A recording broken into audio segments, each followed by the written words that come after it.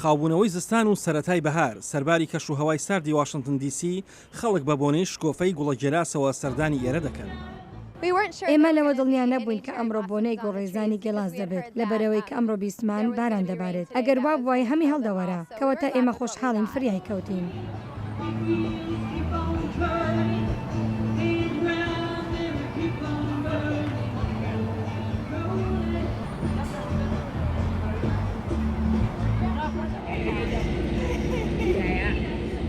So since it was a first time, it was something more than expected.